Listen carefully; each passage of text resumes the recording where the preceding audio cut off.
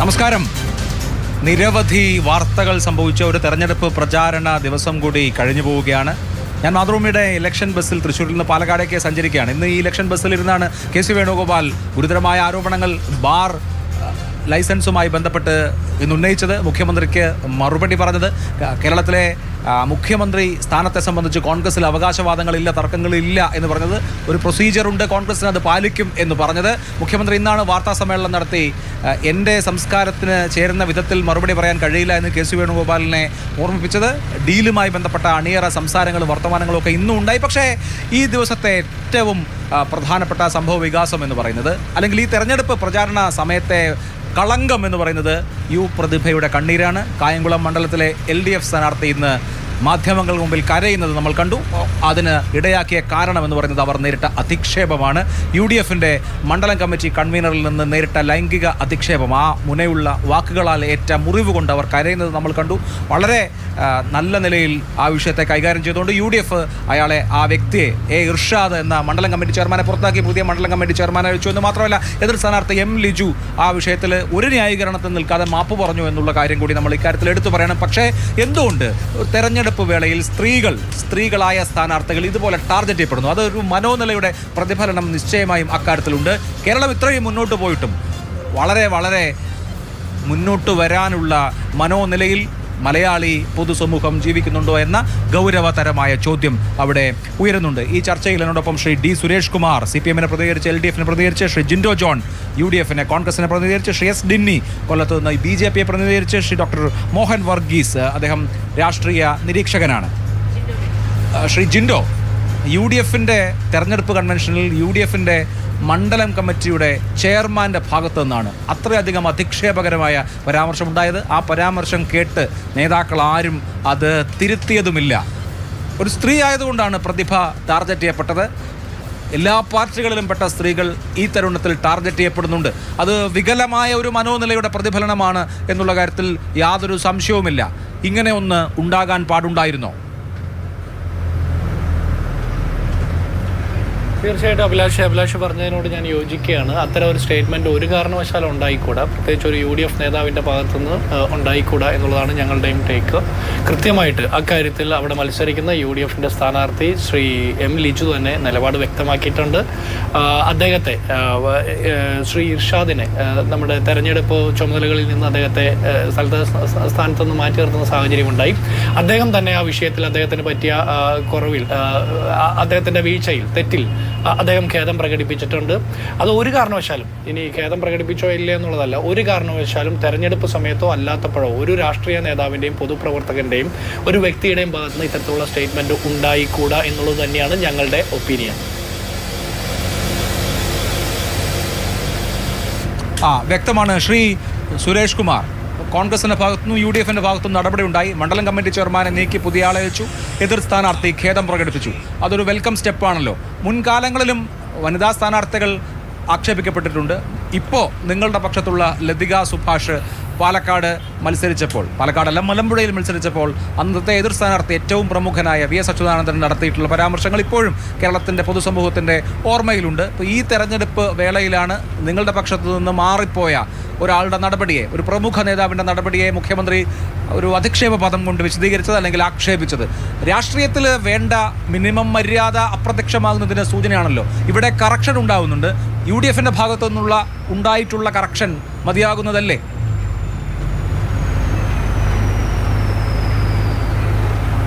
നമുക്ക് അഭിലാഷ്, കേരളത്തിലെ സ്ത്രീ സമൂഹത്തിൻ്റെ ആകെ തന്നെ എതിർപ്പ് ഐക്യജനാധിപത്യ മുന്നണിയിലേക്കും പ്രത്യേകിച്ച് അതിന് നേതൃത്വം നൽകുന്ന നേതാക്കന്മാരിലേക്കും കടന്നു വരും എന്ന് ഉറപ്പായപ്പോഴാണ് മുഖം രക്ഷിക്കാൻ, തടി രക്ഷിക്കാൻ, കണ്ണിൽ പൊടിയിടാൻ വേണ്ടിയിട്ട് ഇത്തരത്തിലുള്ള ചില ഗിമിക്കുകളുമായി UDFൻ്റെ നേതാക്കന്മാർ രംഗത്തിറങ്ങിയിരിക്കുന്നത്.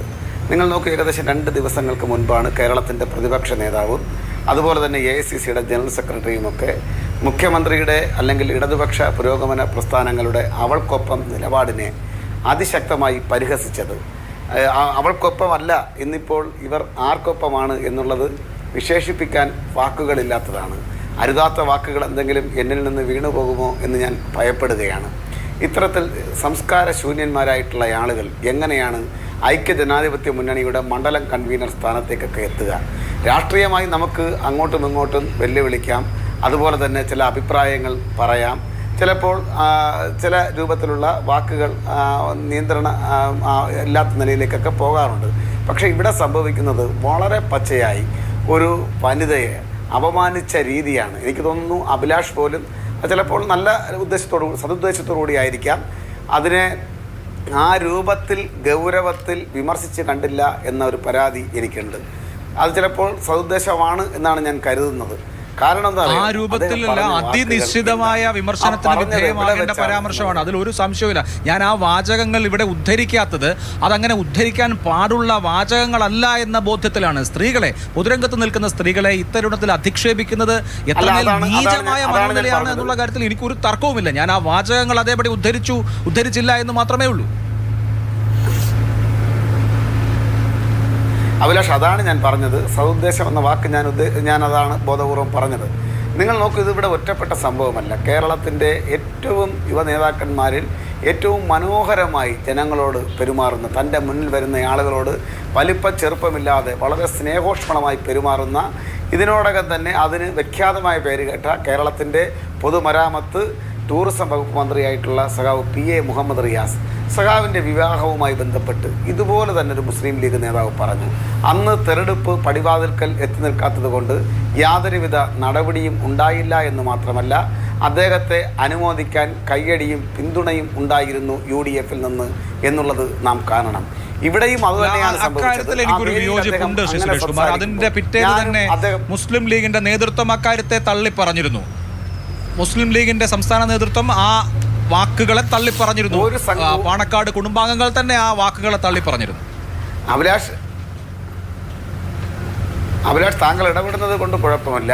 ഒരു തരത്തിലുള്ള നടപടിയും ആ പറഞ്ഞയാളിനോട്, ഒരുപക്ഷെ ഞാനതിൻ്റെ മറ്റ് വിശദാംശങ്ങളിലേക്ക് കടക്കുന്നില്ല, ഒരു തരത്തിലുള്ള നടപടിയും ആ പറഞ്ഞയാളിന് ഉണ്ടായില്ല എന്ന് മാത്രമല്ല, അദ്ദേഹം ഇന്ന് അതിനേക്കാൾ വലിയ പദവിയിൽ മുസ്ലിം ലീഗിൽ വിരാജിക്കുന്നുണ്ട് എന്നാണ് ഞാൻ മനസ്സിലാക്കുന്നത്. അതവിടെ നിൽക്കട്ടെ. ഇവിടെ തന്നെ ഇത്തരത്തിലൊരു യോഗത്തിലാണ്, ഒരു മണ്ഡലം കൺവെൻഷനാണെന്നാണ് എനിക്ക് തോന്നുന്നത്.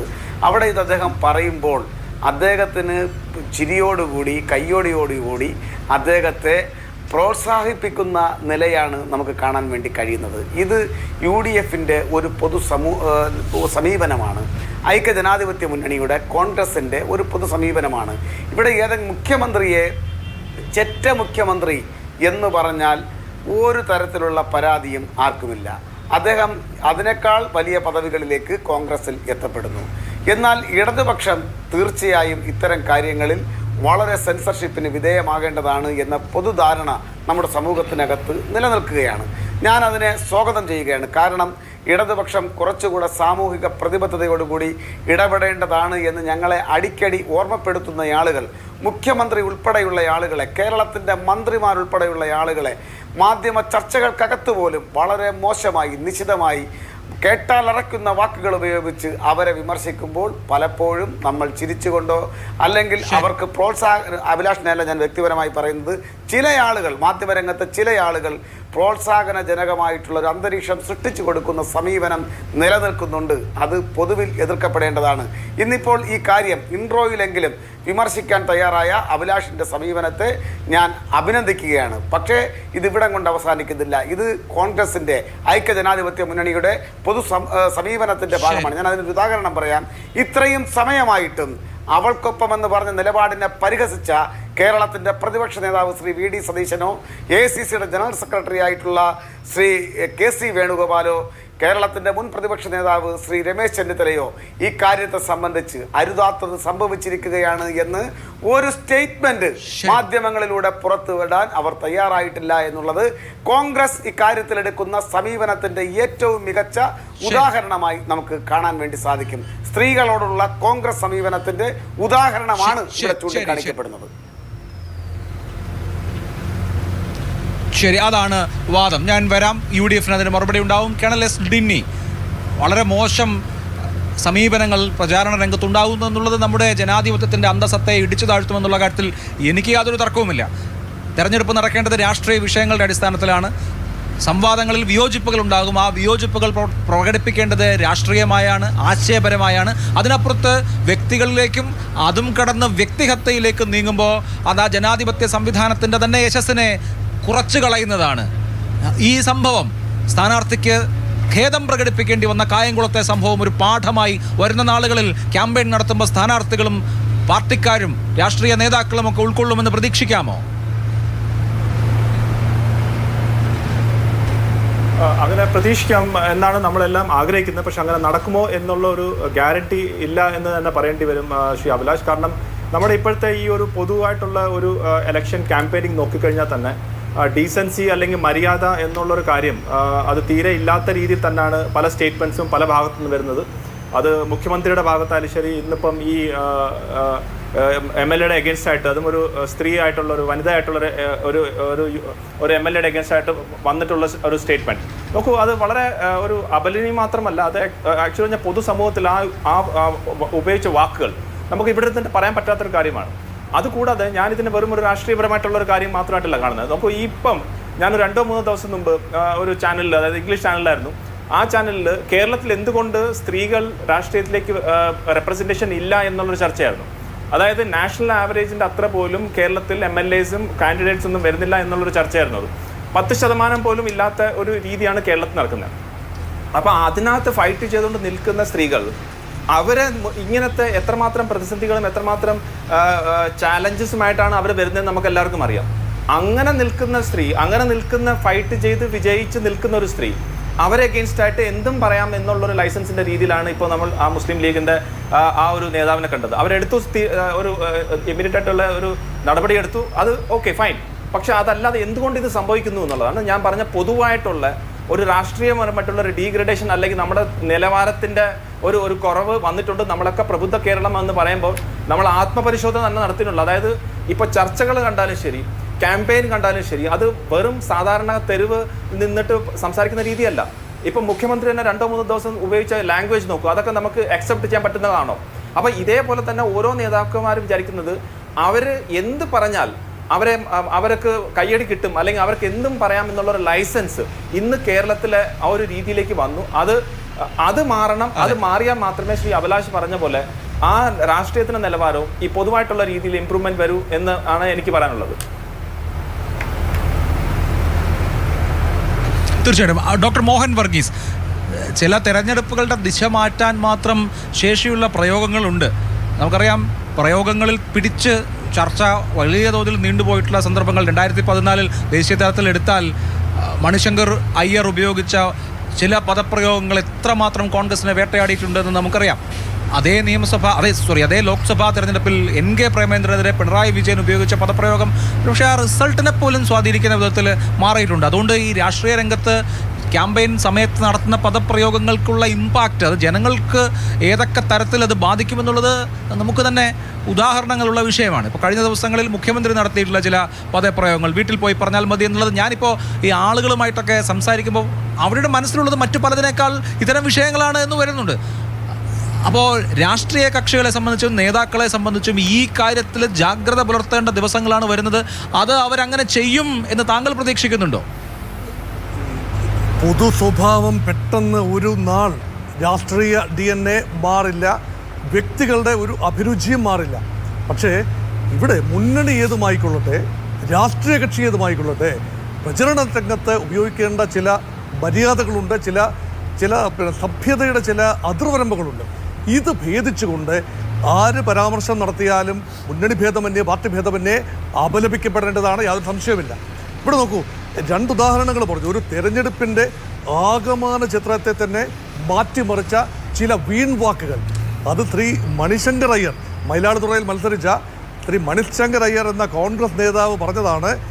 ഈ പ്രധാനമന്ത്രിയായി പരിഗണിക്കപ്പെടുന്നു, അല്ലെങ്കിൽ BJPയുടെ നേതൃത്വത്തിലേക്ക് നരേന്ദ്രമോദി പരിഗണിക്കപ്പെടുന്നു എന്ന് കേട്ടപ്പോൾ കോൺഗ്രസ് നേതാവ് പറഞ്ഞ വാക്കാണ്, അദ്ദേഹത്തിന് AICC ഓഫീസിൽ പോയി ചായ കൊടുക്കാനുള്ള യോഗ്യതയേ ഉള്ളൂ എന്ന് പറഞ്ഞ് ആ ത്രെഡിൽ പിടിച്ചുകൊണ്ട് ചായ് പേ ചർച്ച എന്ന രൂപത്തിൽ രാജ്യവ്യാപകമായി ഭാരതീയ ജനതാ പാർട്ടി അടിസ്ഥാന വർഗത്തിൻ്റെ പ്രതിനിധിയായും അധ്വാനിക്കുന്ന ജനവിഭാഗത്തിൻ്റെ പ്രതിനിധിയായും ഒരു OBC പ്രതിനിധിയായും എല്ലാം തന്നെ ചായ വിറ്റ് നടന്ന നരേന്ദ്രമോദി എന്ന സാധാരണക്കാരനോട് പെട്ടെന്ന് ഐക്യദാർഢ്യം പ്രഖ്യാപിക്കാൻ കഴിയുന്ന ഒരു മുഖമായി അവതരിപ്പിക്കുകയാണ്. അതുകൊണ്ടാണ് അങ്ങനെയുള്ള വീൺവാക്ക് മണിശങ്കരയ്യൻ ഒരു കാലത്തും സ്വപ്നത്തിൽ പോലും വിചാരിച്ചു കാണില്ല തൻ്റെ വാക്കുകൾ ആ സന്ദർഭത്തിൽ നിന്ന് അടർത്തിയെടുത്ത് ഒരു പാൻ ഇന്ത്യ ലെവലിൽ പ്രചരണത്തിൻ്റെ മുഖ്യവാചകമായി മാറും.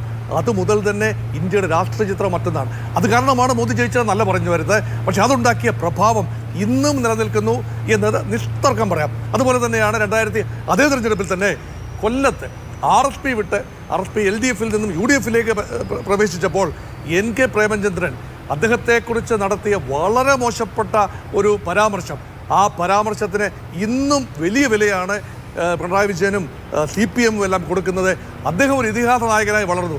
ആര് പഴി കേട്ടോ പ്രേമചന്ദ്രൻ വലിയൊരു നായകനായിട്ട് വളർന്നു. പിന്നീട് അദ്ദേഹത്തിന് രാഷ്ട്രീയമായി തിരിഞ്ഞു നോക്കേണ്ടി വന്നിട്ടേ ഇല്ല. കൊല്ലത്ത് വീണ്ടും വീണ്ടും വീണ്ടും അദ്ദേഹം വർദ്ധിത ഭൂരിപക്ഷത്തിൽ കൊല്ലം പാർലമെൻറ്റ് സീറ്റിൽ വിജയിച്ചു വരുന്ന കാഴ്ചയാണ് കാണുന്നത്.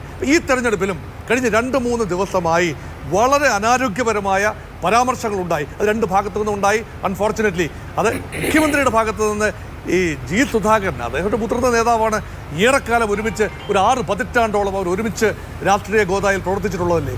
അപ്പോൾ മാറിച്ചവിട്ടം ഇപ്പം ചില കാരണങ്ങളാൽ മാറി ചിന്തിച്ചു. പക്ഷേ അദ്ദേഹത്തെക്കുറിച്ച് ഏത് രീതിയിലുള്ള പരാമർശം നടത്താം? പിന്നെ അദ്ദേഹത്തിൻ്റെ പ്രവർത്തന ശൈലിയെക്കുറിച്ചാണ് ചെറ്റത്തരം എന്ന് പറയുന്നത് എന്ന് പറഞ്ഞാൽ അത് വ്യാഖ്യാനം മാത്രമാണ്. പറഞ്ഞതിൻ്റെ പൊരുൾ എന്ന് മനസ്സിലാക്കി അത് ബുദ്ധിപൂർവ്വം തിരുത്തുക എന്നതിന് പകരം അത് ന്യായീകരിക്കാൻ പോകുമ്പോൾ കാര്യങ്ങൾ കൂടുതൽ വഷളാവുകയാണ്. അതേസമയം TM തോമസ് ഐസക് മുൻ ധനകാര്യമന്ത്രി വളരെ വളരെ കുലീനമായ ഒരു പെരുമാറ്റം നടത്തി. അദ്ദേഹത്തിൻ്റെ ഭായിൽ നിന്നും ഒരു വീൺവാക്ക് വന്നു.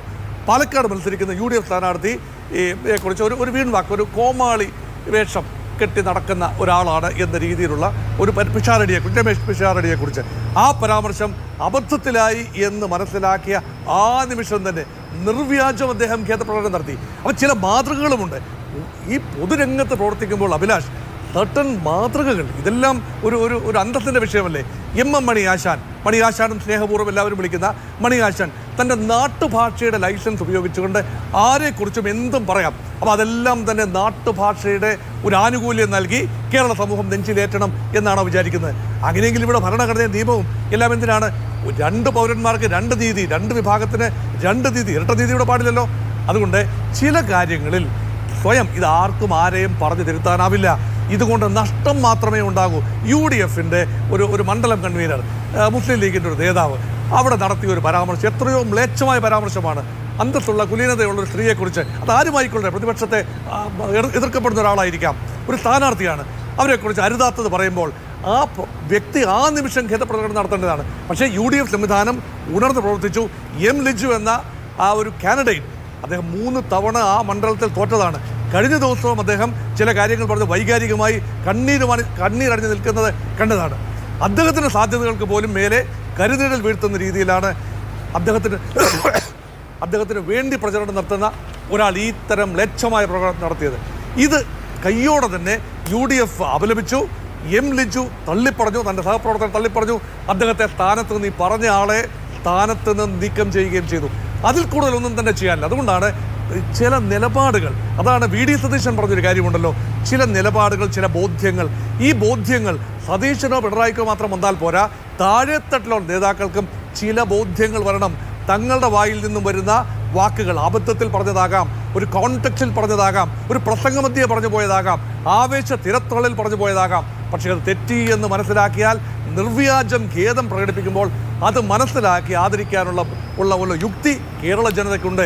അതാണ് കേരളത്തിൻ്റെ രാഷ്ട്രീയ സംസ്കാരം. ഇത് മനസ്സിലാക്കാതെ താൻ പിടിച്ച മുയലിനെ 3 കൊമ്പുണ്ടെന്ന് പറഞ്ഞുകൊണ്ട് ന്യായീകരിക്കുന്ന പ്രവണത ഒരു രീതിയിലും ന്യായീകരിക്കാവുന്നതല്ല.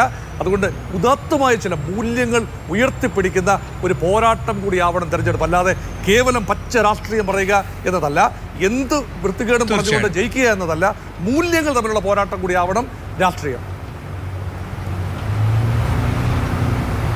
തീർച്ചയായിട്ടും. അവിടെ ശ്രീ ജിൻഡോ ജോൺ, ഇന്ന് ഈ വീഡിയോ വ്യാപകമായി സർക്കുലേറ്റ് ചെയ്യപ്പെട്ടു, സോഷ്യൽ മീഡിയയിലും മറ്റു മാധ്യമങ്ങളിലുമൊക്കെ വാർത്തയായി. ആ സമയത്താണ് കോൺഗ്രസ് അല്ലെങ്കിൽ UDF ഉണരുന്നതും ഈ മണ്ഡലം കമ്മിറ്റിയുടെ ചെയർമാനെ മാറ്റുന്നതും.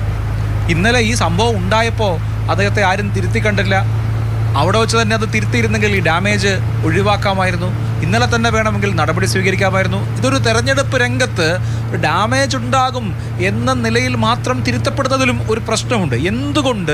എന്തുകൊണ്ട് ഒരു വനിതാ പൊതുപ്രവർത്തക അല്ലെങ്കിൽ ഒരു വനിതാ സ്ഥാനാർത്ഥി അവരുടെ തെരഞ്ഞെടുപ്പ് പ്രചരണ പ്രവർത്തനം നടത്തുമ്പോൾ ഒരാൾക്ക് ഇങ്ങനെ തോന്നുന്നു, ഇങ്ങനെ ഒരു കാര്യം നാട്ടുകാർക്ക് മുമ്പിൽ പ്രസംഗിക്കാൻ തോന്നുന്നു എന്ന പ്രശ്നമുണ്ടല്ലോ. ആ മനോനില അപകടകരമാണ്. അത് അങ്ങേയറ്റം പിന്തിരിപ്പനായ, സ്ത്രീ വിരുദ്ധമായ, പുരോഗമന വിരുദ്ധമായ, അങ്ങേയറ്റം മോശമായിട്ടുള്ള ഒരു മനോനിലയാണ്. അത് ഒരാൾ കൊണ്ടു നടക്കുന്നു, അയാൾ രാഷ്ട്രീയ പ്രവർത്തകരാകുന്നു, അയാൾ മണ്ഡലം കമ്മിറ്റിയുടെ ചെയർമാനാവുന്നു എന്നുള്ളത് അത്ഭുതകരമാണ് ഈ കാലത്ത്. എന്തുകൊണ്ട് ഈ കാര്യം അവിടെ വെച്ച് തന്നെ തിരുത്തപ്പെട്ടില്ല എന്നുള്ള കാര്യത്തിൽ UDF ഒരു ആത്മപരിശോധന നടത്തുമോ? അല്ല അഭിലാഷേ, അതിലൊരു ചെറിയ പ്രശ്നമുണ്ട്. ഞാൻ തുടക്കത്തിൽ താങ്കൾ ചോദിച്ച ചോദ്യത്തോട് 100% യോജിക്കുകയും താങ്കളുടെ നിലപാടിനെ സംശയിക്കാതിരിക്കുകയും ചെയ്തതിന് കാരണം നമ്മളെല്ലാവരും ഒരേ വേവ് ലെങ്ത്തിൽ ചിന്തിക്കുന്നു ഇക്കാര്യത്തിൽ എന്നുള്ളത് കൊണ്ടാണ്.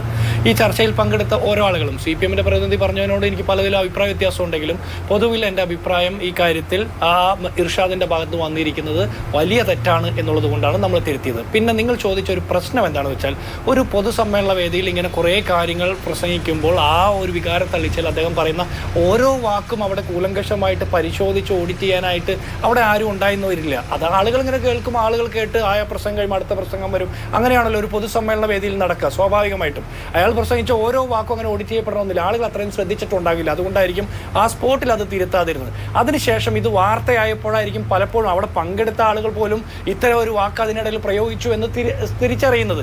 അതിനുശേഷം അത് അറിഞ്ഞ സമയത്ത്, എപ്പോഴാണത് വാർത്തയായത്, എപ്പോഴാണ് അറിഞ്ഞപ്പോൾ തന്നെ ലിജു അതിൽ അക്കാര്യത്തിൽ പ്രതികരണം നടത്തി. പാർട്ടി UDF മുന്നണിയും അക്കാര്യത്തിൽ കൃത്യമായിട്ട് നിലപാടെടുത്തു. അദ്ദേഹത്തെ ആ ചുമതലയിൽ നിന്ന് മാറ്റി. പിന്നെ താങ്കൾ പറഞ്ഞതുപോലെ ഇത്തരത്തിലുള്ള മനോവികാരങ്ങളുള്ള ആളുകൾ എങ്ങനെ ഉന്നത സ്ഥാനത്ത് എത്തിയെന്ന് ചോദിച്ചാൽ, നമ്മുടെ സമൂഹത്തിലെ എല്ലാ മനുഷ്യരും ഒരേ രീതിയിൽ പൊളിറ്റിക്കൽ കറക്റ്റ്നെസ് ഉള്ള ആളുകളോ പുരോഗമന കാഴ്ചപ്പാടുള്ള ആളുകളാണെന്ന് ഞാൻ വിചാരിക്കുന്നില്ല. ഉദാഹരണത്തിന് പോളിറ്റ് ബ്യൂറോ മെമ്പർ വിജയ് രാഘവനോളം വളർന്ന ആളല്ലല്ലോ ഇർഷാദ്. ഒരു പ്രാദേശിക മുസ്ലിം ലീഗിന്റെ നേതാവ് മാത്രമാണ്. അപ്പോൾ അദ്ദേഹത്തിന്റെ വളർച്ചയിൽ അദ്ദേഹത്തിന് ഈ മനോഗതി മുഴുവൻ തിരുത്തിയിട്ട് ഒരു രാഷ്ട്രീയ നേതാവാകാൻ പറഞ്ഞാൽ അത് ചിലപ്പോൾ സ്വാധിക്കില്ല. അദ്ദേഹം കടന്നു വരുന്ന വഴിയിൽ ഓരോ ഘട്ടത്തിലായിരിക്കും ഓരോ മനുഷ്യരും കറക്റ്റ് ചെയ്യപ്പെടുക. അപ്പോൾ ഉന്നതരായിട്ടുള്ള CPM നേതാക്കന്മാർക്ക്, പോളിറ്റ് ബ്യൂറോ മെമ്പർ, മുൻ മുഖ്യമന്ത്രിയും പ്രതിപക്ഷ നേതാവായിരുന്ന VS അച്യുതാനന്ദനെ പോലുള്ള ആളുകൾക്കൊക്കെ ഇത്തരം ചില വാക്പ്രയോഗങ്ങൾ നടത്തിയതിൻ്റെ പേരിൽ വിമർശനം ഏൽക്കേണ്ടി വന്നിട്ടുണ്ട്. അവിടെ ഒന്നും തിരുത്തിയില്ല എന്നുള്ളൊരു മുൻ അനുഭവം നമ്മുടെ മുമ്പിലുണ്ട്. ലതിക സുഭാഷിനെ കുറിച്ച് VS അച്യുതാനന്ദൻ പറഞ്ഞ പരാമർശം തിരുത്താൻ ശ്രമിച്ചോ? രമ്യ ഹരിദാസിനെ കുറിച്ച് വിജയരാഘവൻ പറഞ്ഞ പരാമർശം, അതുപോലെ KK രമയെ ആസ്ഥാന വിധവ എന്ന് വിളിച്ച് ആക്ഷേപിച്ചത്, PT തോമസിന്റെ മരണത്തിന് ശേഷം ഉമാ തോമസിന്റെ തെരഞ്ഞെടുപ്പ് സമയത്ത് പറഞ്ഞ ആക്ഷേപങ്ങൾ, കയ്യൂർ സമരനായകൻ കണ്ണന്റെ കൊച്ചുമകൾ രാധയെ CPM-ന്റെ പ്രാദേശിക നേതാക്കന്മാർ പറമ്പിലെ തേങ്ങയിടുമ്പോൾ വിളിച്ച ആക്ഷേപം, അതൊന്നും തിരുത്തിയില്ലെന്ന് മാത്രമല്ല പൊതുസമൂഹം മറന്നിട്ടുമില്ല. പെമ്പിള ഒരുമയുടെ സമരസമയത്ത് MM മണി വിളിച്ചതിനെയൊക്കെ പിണറായി വിജയൻ എൻഡോഴ്സ് ചെയ്തത് അത് നാട്ടുഭാഷയുടെ വാമൊഴി വഴക്കം എന്നാണ്. വനിതാ മാധ്യമ പ്രവർത്തകർ, നിങ്ങളുടെ മാധ്യമത്തിൽ ഉൾപ്പെടെ പ്രവർത്തിക്കുന്ന വനിതാ മാധ്യമ പ്രവർത്തകർ നിരന്തരം കേൾക്കുന്ന ആക്ഷേപങ്ങളില്ലേ? ഈ ചർച്ച നടക്കുമ്പോൾ പോലും നമ്മുടെ ഈ ചാനലിൻ്റെ യൂട്യൂബിൻ്റെ താഴെ വന്നിട്ട് നിരന്തരം കമൻ്റ് ഇടുന്ന കുറേ ആളുകളുണ്ട്. ഇത്തരം മാനസിക രോഗികളായിട്ടുള്ള ആളുകൾ എല്ലാ രംഗത്തും ഉണ്ടാവും. അപ്പോൾ എത്ര ആളുകൾ കറക്റ്റ് ചെയ്യപ്പെടുന്നു എന്നുള്ളത് നമ്മൾ ഈ രാഷ്ട്രീയ രംഗത്ത് നിൽക്കുന്ന ഓരോ സംഭവങ്ങളിൽ നമ്മൾ കറക്റ്റ് ചെയ്യുമ്പോൾ ആ മോഡൽ ഇമിറ്റേറ്റ് ചെയ്ത് കറക്റ്റ് ചെയ്യാൻ ആളുകൾ തയ്യാറാകട്ടെ എന്നുള്ളതാണ് നമ്മുടെ വിശ്വാസം. അതിനപ്പുറത്ത് ഉമ്മൻചാണ്ടി എന്ന മനുഷ്യനെ, ഉമ്മൻചാണ്ടിയുടെ മക്കളെ, കുടുംബത്തെ, അവരുടുത്ത വസ്ത്രത്തെ, അവർ ധരിച്ച ചെരുപ്പിനെ, അവർ ഉപയോഗിച്ച ബാഗിനെ വരെ ആക്ഷേപിച്ച CPM നേതാക്കന്മാരില്ലേ? അതൊക്കെ തിരുത്തിയോ അഭിലാഷെ? തിരുത്തിയില്ല. അപ്പോൾ ഇത്തരം മാതൃകകൾ നാട്ടിലുണ്ടാകുമ്പോൾ ചില ആളുകൾ തെറ്റായ മാതൃകയുടെ പിന്തുടർന്ന് പോകും. അത് തെറ്റായ മാതൃകയാണെന്ന് നമ്മൾ തിരുത്തി കൊടുക്കും. അപ്പോഴും അപ്പുറത്തുനിന്ന് വീണ്ടും ഒരുപാട് കാര്യങ്ങൾ വരും. ഈ ചെറ്റത്തരം എന്ന് വിളിച്ചിട്ട് ഒരാൾ പാർട്ടി മാറുമ്പോൾ അതിന് ചെറ്റത്തരം എന്ന് വിളിച്ചിട്ട് ചാരുതയുള്ള പ്രയോഗമാണെന്ന് പറഞ്ഞാൽ സാമാന്യ ബോധമുള്ള ഏതെങ്കിലും മനുഷ്യർ അംഗീകരിക്കുമോ? അപ്പോൾ ആ വൃത്തികെട്ട ചാരുതയുള്ള പ്രയോഗമായിട്ട് ഇതിനെ ന്യായീകരിക്കാൻ ഞാൻ തയ്യാറല്ല. എൻ്റെ കോൺഗ്രസ് ബോധവും എന്നെ അതിന് തയ്യാറാക്കുന്നില്ല. അതുകൊണ്ട് തന്നെ ഇർഷാദിൻ്റെ ഭാഗത്തുനിന്നുണ്ടായത് വലിയ വീഴ്ചയാണ്, തിരുത്തി. ഇനി ഇവിടെ CPM-ന്റെ പ്രതിനിധി സുരേഷ് കുമാർ പറഞ്ഞൊരു കാര്യമുണ്ട്, ഇത് തെരഞ്ഞെടുപ്പ് ആയപ്പോൾ പൊളിറ്റിക്കൽ ഗിമ്മിക്കാണ്, കണ്ണിൽ പൊടിയിടാനായിട്ടാണെന്ന്. ഞാൻ നേരത്തെ പറഞ്ഞ കാര്യങ്ങളൊക്കെ ഉണ്ടല്ലോ. സുരേഷ് കുമാറെ താമരശ്ശേരി പിതാവിനെ നികൃഷ്ടജീവി എന്ന് വിളിച്ചില്ലേ? തെരഞ്ഞെടുപ്പ് ആയല്ലോ, പിണറായി വിജയനോടൊന്ന് തിരുത്താൻ പറയും. G സുധാകരൻ കാണിച്ചത് ചെറ്റത്തരാണെന്ന് പറഞ്ഞല്ലോ, അതൊന്ന് തിരുത്താൻ പറയും. ചാരുതയുള്ള ചെറ്റത്തരമാണെന്ന് വിജയരാഘവൻ പറഞ്ഞല്ലോ, ഒന്ന് തിരുത്താൻ പറയും. അപ്പോൾ സംസ്കാര ശൂന്യർ എങ്ങനെ നേതൃനിരയിൽ എത്തുന്നു എന്ന് ചോദിച്ചാൽ അത് എന്നോട് ചോദിക്കുന്നതിനേക്കാൾ കുറെ കൂടി നല്ലത് നിങ്ങൾ നിങ്ങളുടെ AKG സെന്ററിൽ ചെന്ന് പിണറായി വിജയന്റെയും വിജയരാഘവന്റെയും അതുപോലെ MM മണിയുടെ ഒക്കെ മുഖത്ത് നോക്കി ചോദിക്കുന്നതായിരിക്കും കുറെ കൂടി നല്ലത്. ഇപ്പുറത്തെ ആളുകൾ ഇല്ല എന്നല്ല ഞാൻ പറയാം. അഭിലാഷ്, ഒരു കാര്യം കൂടി പറഞ്ഞു പൂർത്തിയാക്കാം. ഇവിടെ ഇവർ പറഞ്ഞു UDF അവനൊപ്പമായിരുന്നു. UDF അവനൊപ്പമായിരുന്നില്ല. ICUവിൽ കോഴിക്കോട് ICUവിൽ പീഡിപ്പിക്കപ്പെട്ട സ്ത്രീയുടെ വിഷയത്തിൽ ആ പീഡകനോടൊപ്പമായിരുന്നു. സർക്കാർ അനുകൂല സർവീസ് സംഘടനയുടെ നേതാവായിട്ടുള്ള പീഡകനോടൊപ്പമായിരുന്നു. ആ ഹോസ്പിറ്റലിലെ മുഴുവൻ സംവിധാനങ്ങളും ഈ സർക്കാർ സംവിധാനങ്ങളും പീഡിപ്പിക്കപ്പെട്ട സ്ത്രീയോടൊപ്പം നിന്ന ഹെഡ് നഴ്സിനെ ഇടുക്കിയിലേക്ക് ട്രാൻസ്ഫർ ചെയ്തിട്ട് അവർ അനുകൂല വിധിയുമായിട്ട് ഹൈക്കോടതി വിധിയുമായിട്ട് കോഴിക്കോട് മെഡിക്കൽ കോളേജിൽ വന്നപ്പോൾ 5 ദിവസക്കാലം കോഴിക്കോട് മെഡിക്കൽ കോളേജിന്റെ വരാന്തയിൽ ഇരുത്തിയ സർക്കാരിന്റെ പേരാ പിണറായി വിജയൻ സർക്കാർ. ഇവർ അവനോടൊപ്പമായിരുന്നു. ഇനി PT കുഞ്ഞുമോഹന്റെ പീഡന പരാതി കിട്ടിയിട്ട് 13 ദിവസക്കാലം തലയണയ്ക്കടിയിൽ വെച്ച് സൂക്ഷിച്ച മുഖ്യമന്ത്രിയുടെ പേര് പിണറായി വിജയൻ എന്ന. മുകേഷിനെയും ഗണേഷിനെയും ഒക്കെ പിന്തുണച്ച കഥ ഒരുപാട് പറയാനില്ല. ഇനി ഞാൻ ചോദിക്കട്ടെ സുരേഷ് കുമാറെ, അച്ഛനില്ല നേരത്ത് ബാക്കി ഞാൻ പറയണോ? ഇത് വിളിച്ച ആ പാർട്ടിയുടെ സംസ്കാരം അത് തിരുത്തണ്ടേ? സുരേഷ് കുമാർ ഇതിനൊക്കെ തള്ളി പറയണം. UDFന്റെ നേതാക്കന്മാരുടെ ഭാഗത്തു നിന്ന് വന്നിട്ടുള്ളത് നിങ്ങൾ എണ്ണി പറഞ്ഞോ? ഏതൊക്കെയാണ് തിരുത്തേണ്ടത്, ഏതൊക്കെയാണ് തിരുത്തപ്പെടാതെ പോയിട്ടുള്ളത്? എല്ലാത്തിനും തള്ളി പറയാൻ നമ്മൾ തയ്യാറാണ്. സെഗ്മെന്റുകളിലുള്ള ആളുകൾ, ഓരോ പാർട്ടിയിലുള്ള ആളുകൾ ഉന്നയിക്കുന്ന കാര്യങ്ങൾ അതിലെ എതിർപക്ഷത്തുള്ള ആളുകൾ എതിർപക്ഷത്തുള്ളപ്പോൾ പറയും എന്നുള്ള നിലയിലേക്ക് നമ്മുടെ രാഷ്ട്രീയമാരുടെ ഇന്നത്തെ മറ്റൊരു പ്രധാനപ്പെട്ട സംഭവവികാസം PK ശശിയുടെ തെരഞ്ഞെടുപ്പ് കൺവെൻഷൻ ഉദ്ഘാടനം ചെയ്തത് ആരാ? VD സതീശനാണ്. എന്നിട്ട് PK ശശി VD സതീശന് നിലപാടുകളുടെ രാജകുമാരൻ എന്ന പട്ടം നൽകുകയാണ്. നോക്കൂ, 2 മാസം മുമ്പ് വരെ PK ശശിയെക്കുറിച്ച് നിങ്ങൾ പറഞ്ഞ വാചകങ്ങൾ ഓരോന്നും ഓഡിറ്റഡ് ആണല്ലോ, അത് റെക്കോർഡഡ് ആണല്ലോ, അതിപ്പോഴും പൊതുസമൂഹത്തിലുണ്ടല്ലോ. ആ PK ശശിക്ക് VD സതീശന് ഇത്തരത്തിലൊരു സർട്ടിഫിക്കറ്റ് കൊടുക്കാനുള്ള അവസരം ഒരുങ്ങുന്ന വിധത്തിലേക്ക്, അതായത് ഞങ്ങളുടെ ഒപ്പം ഉണ്ടെങ്കിൽ ഓക്കെ, അപ്പുറത്താണെങ്കിൽ മോശം എന്ന നിലയിലേക്ക് വരുന്ന ഒരു അത്ഭുത കാഴ്ച കണ്ട് കേരളത്തിലെ ജനങ്ങൾ തലയിൽ കൈവച്ചിരിക്കുകയാണ്. അല്ല അഭിലാഷ്, എനിക്ക് ഒരു പൂർത്തിയാക്കാൻ 1 മിനിറ്റ് കൂടി തരണമെന്ന് ഞാൻ അഭ്യർത്ഥിക്കുകയാണ്. ഞാൻ ഈ വിഷയത്തിലേക്ക് വരാം. അതിനുമുമ്പ് ഒരു കാര്യം കൂടി എനിക്ക് കംപ്ലീറ്റ് ചെയ്യണം. നിങ്ങളുടെ മാധ്യമത്തിലൂടെ ഇത് കാണാം. ഇത് യു പ്രതിഭ കായംകുളം MLA അവരുടെ മകനെ കഞ്ചാവ് കേസിൽ പിടിച്ച വാർത്ത റിപ്പോർട്ട് ചെയ്ത മാധ്യമ പ്രവർത്തകരോട്, വനിതാ മാധ്യമ പ്രവർത്തകർ അടക്കമുള്ള ആളുകളോട് ശരീരം വിറ്റ് ജീവിച്ചുകൂടെ എന്ന് വെല്ലുവിളിക്കുന്ന വീഡിയോ ആണ്. ഇതുവരെ ഇവർ തിരുത്തിയോ?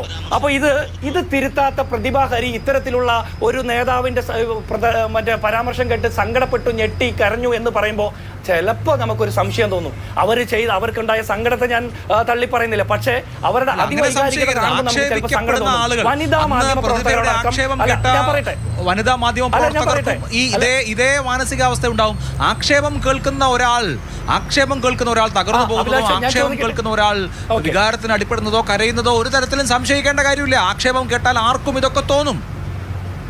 അല്ല, ഞാൻ ചോദിക്കട്ടെ അഭിലാഷ്, ഈ ചർച്ചയിൽ തന്നെ ഇപ്പോൾ തന്നെ ലൈവായിട്ട് പ്രതിഭയെ വിളിച്ചു ചോദിക്കണം. അന്ന് വനിതാ മാധ്യമ പ്രവർത്തകരോട് മകന്റെ കഞ്ചാവ് കേസ് റിപ്പോർട്ട് ചെയ്ത പ്രതിഭയോട് ചോദിക്കണം.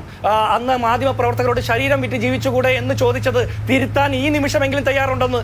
ഈ കേരളത്തിന്റെ പൊതു മനസാക്ഷിക്ക് മുമ്പിൽ വനിതാ രാഷ്ട്രീയ പ്രവർത്തകരെ, പൊതുപ്രവർത്തകരെ, മാധ്യമ പ്രവർത്തകരെ, എല്ലാ വിഭാഗത്തിലുള്ള മനുഷ്യരെ, ആ പക്ഷത്തുള്ളവർ ഇതുമാതിരിയുള്ള തെമ്മാടിത്തരം പറഞ്ഞപ്പോഴൊക്കെ പിന്തുണ ആളുകൾ, സ്വയം അത് പറഞ്ഞ ആള് ഇന്ന് അങ്ങനെ കേൾക്കുമ്പോൾ ഞെട്ടിക്കരയുന്നത്, അതിലാണ് നമ്മുടെ പ്രശ്നം. ഞാൻ പറഞ്ഞില്ലേ, അവർക്ക് നേരിട്ട ആക്ഷേപത്തെ ഞാൻ ഒരു തരത്തിലും അംഗീകരിക്കുന്നില്ല. അത് പറഞ്ഞ ഇർഷാദിനെ ചുമതലകളിൽ മാറ്റി അദ്ദേഹം ചെയ്തത് തെറ്റാണെന്ന് തന്നെ പറയുന്നു. ഇനി താങ്കൾ എനിക്കൊരു ഇടവേള എടുക്കാനുള്ള സമയം അതിക്രമിച്ചുകൊണ്ടാണ് ഞാൻ ഇടപെടുന്നത്. ആരും ആക്ഷേപിക്കരുത്, ആരും ആക്ഷേപിക്കപ്പെടുകയും അരുത്. അത് ഏത് രാഷ്ട്രീയ നിറമണിഞ്ഞ ആളുകളാണെങ്കിലും ഏത് രാഷ്ട്രീയ പാർട്ടിയിൽപ്പെട്ട ആളാണെങ്കിലും ഒരു തരത്തിലും നമ്മൾ വളരെ മാന്യമായി നടത്തേണ്ട രാഷ്ട്രീയ വ്യവഹാരങ്ങളിൽ അധിക്ഷേപം കടന്നു വരരുത്. അത് ആരും ആക്ഷേപിക്കരുത് എന്ന നിലയിലേക്കുള്ള നല്ല സംസ്കാരം വരെ വീണ്ടും ശ്രീ D സുരേഷ് കുമാർ ഇവിടെ ഇപ്പോൾ തിരുത്തപ്പെട്ടു, അതല്ലെങ്കിൽ ഒരു നടപടി ഉണ്ടായി എന്ന കാര്യത്തിൽ അങ്ങനെയെങ്കിലും ആശ്വസിക്കാം. തിരുത്തപ്പെടാത്ത പരാമർശങ്ങളെക്കുറിച്ച് ദീർഘമായി ജിൻഡോ ജോൺ നേരത്തെ സംസാരിച്ചു. പ്രതിഭ തന്നെ മുമ്പ് പറഞ്ഞ വാവിട്ട വാചകങ്ങളെക്കുറിച്ച് പറഞ്ഞു. അതുകൊണ്ട് അവർ ഏതെങ്കിലും തരത്തിൽ അധിക്ഷേപത്തിന് അർഹയാണെന്ന് ഞാൻ പറയില്ല കേട്ടോ. അധിക്ഷേപത്തിന് വിധേയമാകുന്ന മനുഷ്യർ എത്രമാത്രം തകർന്നു പോകും, ഇത്ര വലിയ ട്രോമയാണ് അതവർക്കുണ്ടാക്കുക എന്നുള്ള കാര്യത്തിൽ എനിക്ക് നല്ല ബോധ്യമുണ്ട്. അതുകൊണ്ടാണ് ഞാൻ ആവർത്തിച്ച് ആരും ആക്ഷേപിക്കപ്പെടരുത് എന്ന് പറഞ്ഞുകൊണ്ടേയിരിക്കുന്നത്. അപ്പോൾ ഇങ്ങനെയുള്ള പദപ്രയോഗങ്ങൾ അത് ആരെ വിമർശിക്കുമ്പോഴായാലും വിശേഷിപ്പിക്കുമ്പോഴായാലും ഉണ്ടാകാൻ പാടില്ല എന്ന ബോധ്യത്തിൽ വേണ്ടേ രാഷ്ട്രീയ പ്രവർത്തനം?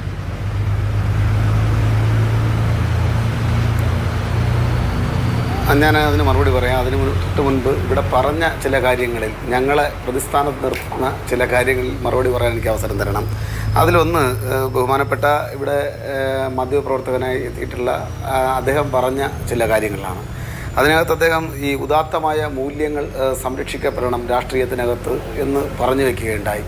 ഈ ഉദാത്തമായ മൂല്യങ്ങൾ ഒരിക്കലും ഏകപക്ഷീയമാകരുത് എന്ന റിക്വസ്റ്റ് എനിക്കുണ്ട്. അതിന് അദ്ദേഹം പറഞ്ഞൊരു ഉദാഹരണമെന്ന് പറയുന്നത് ലോക്സഭാ തെരഞ്ഞെടുപ്പിൽ പിണറായിയുടെ വാവിട്ട വാക്കിനു ശേഷം NK പ്രേമചന്ദ്രന് വച്ചടി കയറ്റമാണ് ഉണ്ടായത് എന്നാണ്. ശ്രീ NK പ്രേമചന്ദ്രൻ ഉണ്ടായ രാഷ്ട്രീയ വിജയത്തെ ഞാൻ ഒട്ടും കുറച്ച് കാണാൻ വേണ്ടി ആഗ്രഹിക്കുന്നില്ല. പക്ഷേ നമ്മൾ മനസ്സിലാക്കേണ്ടത് ലോക്സഭാ തെരഞ്ഞെടുപ്പിൽ അദ്ദേഹം ജയിച്ചിട്ടുണ്ടാകാം. അതിനൊരു മറുപുറം കൂടിയുണ്ട്. അദ്ദേഹത്തിൻ്റെ രാഷ്ട്രീയ പ്രസ്ഥാനം, ഈ ചതിയും വഞ്ചനയും രാഷ്ട്രീയ വഞ്ചനയും നടത്തിയിട്ടുള്ള അദ്ദേഹത്തിൻ്റെ രാഷ്ട്രീയ പ്രസ്ഥാനം പിന്നീട് കേരള രാഷ്ട്രീയത്തിൻ്റെ ഭൂപടത്തിൽ നിന്നും എന്നേക്കുമായി മായപ്പെട്ടു എന്നുള്ള ചരിത്രം കൂടെ നമ്മൾ ഈ അവസരത്തിൽ ചേർത്ത് വെച്ച് വായിക്കാൻ തയ്യാറാകണം. ഒരു കാലഘട്ടത്തിൽ കേരളത്തിൻ്റെ രാഷ്ട്രീയ ഗതിവിഗതികളെ വളരെ കൃത്യമായി നിയന്ത്രിച്ചു കൊണ്ടിരുന്ന RSP എന്ന് പറയുന്ന രാഷ്ട്രീയ പ്രസ്ഥാനം, മന്ത്രിമാരും MLA ഒക്കെ ഉണ്ടായിരുന്ന രാഷ്ട്രീയ പ്രസ്ഥാനം എന്നേക്കുമായി കേരളത്തിൽ നിന്നും ഒലിച്ചു പോയിരിക്കുകയാണ്. അദ്ദേഹത്തിന് വ്യക്തിപരമായി നേട്ടമുണ്ടായത് ഞാൻ അംഗീകരിക്കുകയാണ്. അതോടൊപ്പം തന്നെ രാഷ്ട്രീയമായി ആ പ്രസ്ഥാനത്തിൻ്റെ നിൽപ്പ് ഇന്നെവിടെയാണ് എന്നുകൂടെ വിമർശന വിധേയമായി ചൂണ്ടിക്കാണിക്കണമായിരുന്നു. മറ്റൊന്ന്, ഈ വ്യക്തിയാധിഷ്ഠിത അപമാനിക്കലുകളെക്കുറിച്ചാണ് ഞാൻ ചോദിക്കട്ടെ. കേരളത്തിൻ്റെ സമാദരണീയനായ മുഖ്യമന്ത്രി, പാർട്ടി നേതാവ് പിണറായി ക്കെതിരെ ഉണ്ടായിട്ടുള്ളതുപോലെ വ്യക്തിയാധിഷ്ഠിതമായിട്ടുള്ള അധിക്ഷേപം മറ്റേതെങ്കിലും ഒരു നേതാവിനെതിരെ ഉണ്ടായിട്ടുണ്ടോ? നിങ്ങളുടെ KPCCയുടെ മുൻ പ്രസിഡൻ്റായിട്ടുള്ള ശ്രീ K സുധാകരൻ തന്നെ ഇദ്ദേഹത്തിൻ്റെ പിണറായിയുടെ പിതാവിനെ അദ്ദേഹത്തിൻ്റെ തൊഴിലുമായി ബന്ധപ്പെട്ട് എത്ര തവണയാണ് ആവർത്തിച്ച് വളരെ മോശപ്പെട്ട, ഞാൻ ആ വാക്ക് പറയാത്തത് എനിക്ക് പിണറായിയോടുള്ള അങ്ങേയറ്റത്തെ ബഹുമാനം കൊണ്ടാണ്. ആവർത്തിച്ച് എത്ര തവണയാണ് അദ്ദേഹത്തിൻ്റെ പേരിനോട് ചേർത്ത് വെച്ച് പല പദപ്രയോഗങ്ങളും നടത്തിയിട്ടുള്ളത്. ഇത്രയും ചെറ്റയായ ഒരു മുഖ്യമന്ത്രി എന്ന് K സുധാകരൻ പറഞ്ഞിട്ടില്ലേ? അദ്ദേഹം അത് തിരുത്താൻ തയ്യാറായിട്ടുണ്ടോ? അല്ലെങ്കിൽ എവിടെയെങ്കിലും വെച്ച് ജിൻഡോയോടെങ്കിലും അദ്ദേഹം പേഴ്സണലി അത് തിരുത്തിയിട്ടുണ്ടോ? എന്നിട്ട് തന്നെയാണോ ജിൻഡോ മറ്റുള്ളവർക്ക് ഈ മാർഗനിർദ്ദേശങ്ങൾ ഓതിക്കൊടുക്കുന്നതിന് വേണ്ടി നടക്കുന്നത്? നിങ്ങളൊക്കെ പറയുമ്പോൾ നിങ്ങൾ ഒരു നഖമില്ലാത്തവനെയാണ് കൈയില്ലാത്തവൻ ആക്രമിക്കുന്നത് എന്നതുകൂടെ നിങ്ങൾ മനസ്സിലാക്കിയിരിക്കണം. ഓരോ വാക്കും ഓഡിറ്റ് ചെയ്യപ്പെടേണ്ടതാണ്. UDFൻ്റേതല്ല, അത് LDFൻ്റേത് മാത്രമാണ് എന്ന് ചുരുക്കി പറയാൻ നിങ്ങൾ തയ്യാറാവണം. ഇവിടെ ഇപ്പോൾ നമ്മൾ മനസ്സിലാക്കേണ്ടുന്നൊരു കാര്യം, ഇപ്പം തന്നെ നിങ്ങൾ നോക്കിക്കോളൂ, നിങ്ങളുടെ വാർത്തയ്ക്കകത്ത് അടിയിൽ വരുന്ന കമൻറ്റുകൾ UDFൻ്റെ നേതാക്കന്മാർക്ക്, പ്രത്യേകിച്ച് കോൺഗ്രസിൻ്റെ സൈബർ ഗുണ്ടകൾക്ക് ഈ സമൂഹത്തോട് യാതൊരുവിധ പ്രതിബദ്ധതയും ഇല്ല എന്ന് തെളിയിച്ചു കൊണ്ടിരിക്കുന്ന അടിക്കുറിപ്പുകളാണ് കമൻറ്റ് രൂപത്തിൽ ഇട്ടുകൊണ്ടിരിക്കുന്നത്. നമുക്കൊക്കെതിരെ ഉണ്ടാകുന്നതിനെയൊക്കെ പൊതുരംഗത്ത് നിൽക്കുന്ന ഞങ്ങൾ അതിനെ സമാധാനത്തോടുകൂടി അവധാനതയോടുകൂടി വായിക്കുകയും അങ്ങ് ചിരിച്ചു തള്ളുകയും ചെയ്യുകയാണ്. വനിതകളെപ്പോലും വെറുതെ വിടാത്ത ആളുകളായി കോൺഗ്രസിൻ്റെ സൈബർ ഗുണ്ടകൾ മാറിക്കൊണ്ടിരിക്കുന്ന സന്ദർഭമാണ് എന്നുകൂടി നാം മനസ്സിലാക്കണം. പിന്നെ സദാചാരത്തെക്കുറിച്ച് ഇവിടെ ജിൻഡോ ഒരു 2-3 മിനിറ്റ് എടുത്ത് ക്ലാസ് എടുക്കുകയുണ്ടായി. ദുരന്ത ബാധിതർക്ക് വേണ്ടി പരിചയപ്പെട്ട പെൺകുട്ടിയിൽ നിന്നും പണം അപഹരിച്ചെടുത്തതിന് ശേഷം ആ കുട്ടിയെപ്പോലും വെറുതെ വിടാതെ അതിനെപ്പോലും തൻ്റെ ഇംഗിതത്തിന് വിധേയമാക്കി ഭ്രൂണത്തെ അടക്കം കൊലപ്പെടുത്തിയ നേതാവിനെ തോളിലിരുത്തി ഡാൻസ് ചെയ്ത പ്രസ്ഥാനത്തിൻ്റെ പേരാണ് youth Congress, Indian national Congress. നിഷേധിക്കാൻ പറ്റുമോ? ജിൻഡോയ്ക്ക് നിഷേധിക്കാൻ പറ്റുമോ? പാലക്കാട് വന്നിറങ്ങിയപ്പോൾ റോസാപ്പൂ കൊടുത്ത് സ്വീകരിച്ച് തോളിലെടുത്ത് ഡാൻസ് ചെയ്ത പാർട്ടിയുടെ പേരാണ് ഇന്ത്യൻ നാഷണൽ കോൺഗ്രസ്. ആ പ്രസ്ഥാനമാണ് ഇന്ന് ഞങ്ങളെ സദാചാര മര്യാദ പഠിപ്പിക്കാൻ വേണ്ടി വരുന്നത്. മുണ്ടക്കൈ ചൂരൽമല ദുരന്ത ബാധിതർക്ക് വേണ്ടി യൂത്ത് കോൺഗ്രസ് പിരിച്ച പണം എത്ര? ജിൻഡോയ്ക്ക് രാഷ്ട്രീയ ധാർമ്മികത എന്നൊന്നുണ്ടെങ്കിൽ ഇവിടെ ഇന്ന് പറയണം. ആ പണം ഏത് അക്കൗണ്ടിൽ, ആരുടെ അക്കൗണ്ടിൽ സൂക്ഷിക്കുന്നു? ആ പണം ഉപയോഗിച്ച് നിങ്ങൾ എന്തു ചെയ്തു? ആ പണം രാഹുൽ മാങ്കൂട്ടത്തിൽ തന്റെ കാമകളികൾക്ക്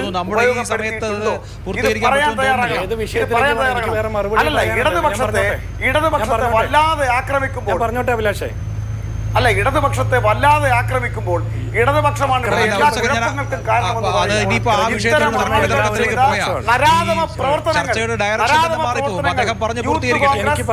എണ്ണി ഈ സമൂഹത്തിന് മുന്നിൽ പറയാൻ തയ്യാറാകണം. അതാണ് ചെയ്യേണ്ടത്. നിങ്ങൾ ഇന്നലെ വരെ തീവ്രതയെക്കുറിച്ച് കുറ്റം പറഞ്ഞവരായിരുന്നു. ഇന്നിപ്പോൾ നിങ്ങൾ KPCC ഓഫീസിൽ അദ്ദേഹത്തിന്റെ തീവ്രത അളക്കുന്ന വ്യഗ്രതയിലാണ്. അതാണ് കോൺഗ്രസ് അകപ്പെട്ടിരിക്കുന്ന രാഷ്ട്രീയ ധാർമ്മിക മൂല്യച്യുതി എന്നുള്ളത് നിങ്ങൾ തിരിച്ചറിയണം. ഇതാണ് കോൺഗ്രസ് എത്തപ്പെട്ടിരിക്കുന്ന അവസ്ഥ. എന്നിട്ടാണ് നിങ്ങൾ ഇടതുപക്ഷത്തെ, പ്രത്യേകിച്ച് CPM ധാർമ്മിക വശപ്പടിപ്പിക്കാൻ ഇറങ്ങി പുറപ്പെട്ടിരിക്കുന്നത്. നിങ്ങളത് അവസാനിപ്പിക്കണം. പിന്നെ അവസാനം ചോദിച്ചൊരു കാര്യം, ഇവിടെ എല്ലാ ആളുകളും തങ്ങളുടെ ഭാഗത്തു നിന്ന് ഏതെങ്കിലും രൂപത്തിലുള്ള വീഴ്ച ഉണ്ടായിട്ടുണ്ടെങ്കിൽ അത് പരിശോധിക്കേണ്ടതാണ്, അത് പരിശോധിക്കപ്പെടണം. അതിന് ഇടതുപക്ഷം മാത്രമാണ് ആഡിറ്റ് ചെയ്യപ്പെടേണ്ടവർ, മറ്റാരും ആഡിറ്റിന് വിധേയമാകേണ്ടവരല്ല എന്ന് വന്നിരിക്കുന്ന വിശിഷ്ടാതിഥികൾ കൂടെ പറയുമ്പോൾ നിങ്ങൾ നെഞ്ചിൽ കൈവച്ചുകൊണ്ട് പറയുക മുഖ്യമന്ത്രിയെ ചെറ്റ എന്ന് വിളിക്കാം. ആ ചെറ്റ വിളിക്ക് മുഖ്യമന്ത്രി അർഹനാണ്. മറ്റുള്ളതൊക്കെ മഹാപാപവും വഷളത്തരവുമാണ് എന്ന് നിങ്ങളുടെ സർട്ടിഫിക്കറ്റിൻ്റെ ആവശ്യമില്ല. അത് പൊതുജനം കണ്ടുകൊണ്ടിരിക്കുകയാണ്. ശരി, ആരും ആരെയും വിളിക്കേണ്ട കാര്യമില്ല അക്കാര്യത്തിൽ നമ്മൾ ഈ മുണ്ടക്കൈ ചൂരൽമല ഒക്കെ പറഞ്ഞു കഴിഞ്ഞാൽ ഇനിയിപ്പോൾ അതൊന്നും ചർച്ച ചെയ്ത് പോകാനുള്ള സമയമില്ല. ഇതിലെന്തെങ്കിലും പെട്ടെന്ന് മറുപടി ഉണ്ടെങ്കിൽ ഷിജിൻഡോ, ഞാൻ നേരത്തെ സൂചിപ്പിച്ച ഒരു വിഷയം ഉണ്ടായിരുന്നു, അത് കെ ശശിയുടെ കൺവെൻഷൻ ഉദ്ഘാടനം ചെയ്തുകൊണ്ട്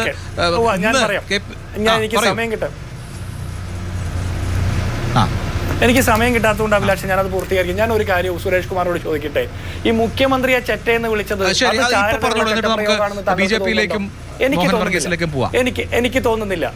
എനിക്ക് തോന്നുന്നില്ല കെ സുധാകരൻ മുഖ്യമന്ത്രിയെ ചെറ്റയെന്ന് വിളിച്ചാലും മുഖ്യമന്ത്രി ജി സുധാകരനെ വിളിച്ചാലും ഇതെല്ലാം മോശപ്പെട്ട പദപ്രയോഗമാണെന്ന് ഉത്തരവാദിത്തത്തോടെ പറയുന്നു. ഞാൻ പറയട്ടെ സുരേഷ് കുമാർ, ഇവിടെ ക്ലിയർ ചെയ്ത് പോകണം. ഞാൻ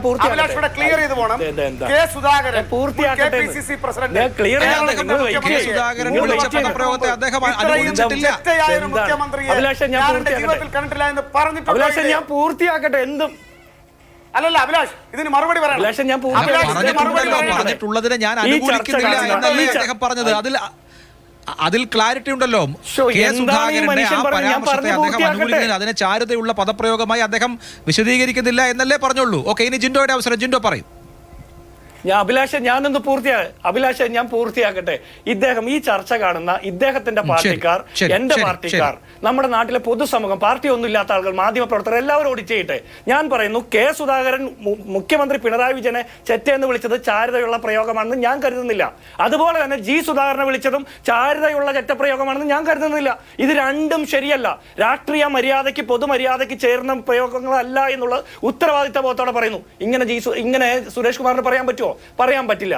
ഇനി രാഹുൽ മാങ്കൂട്ടത്തിനെ തോളെടുത്ത് ഡാൻസ് കളിച്ചു യൂത്ത് കോൺഗ്രസ്സുകാർ കളിക്കും. എപ്പോഴാ? അദ്ദേഹത്തെ കുറിച്ചിട്ടുള്ള ആരോപണങ്ങൾ പൊതുസമൂഹത്തിന്റെ മുമ്പിൽ വരുന്നതിന് മുമ്പ്, ഇങ്ങനെയുള്ള വിവരങ്ങൾ പുറത്തു വരുന്നതിന് മുമ്പ്, പുറത്തു വന്നപ്പോൾ നടപടിയെടുത്ത് പുറത്താക്കി. നിങ്ങൾ എന്ത് ചെയ്തു? നിങ്ങൾ കൂട്ടിപ്പിടിച്ച് സംരക്ഷിച്ചു കുഞ്ഞു മുഹമ്മദിനെ, മുകേഷിനെ, ഗണേഷിനെ. പാലക്കാട് വന്നപ്പോഴാണ് റോസാപ്പൂ കൊടുത്ത് കളിച്ചത്. നിങ്ങൾ അതിനെ തെറ്റിദ്ധരിപ്പിക്കരുത്. സുരേഷ് കുമാറെ വിഷമിക്കില്ലേ? താങ്കൾ എന്തിനാണ് വിഷമിക്കുന്നത്? നാട്ടിലെ ഇറങ്ങി ആദ്യം അഭിലാഷ് എന്താണ് ജാമ്യത്തിലിറങ്ങി പാലക്കാട് സുരേഷ് കുമാർ, താങ്കൾ ബുദ്ധിമുട്ടില്ലെന്ന് ഞാൻ പറയട്ടെ. എനിക്ക് ഉത്തരവുണ്ടല്ലോ.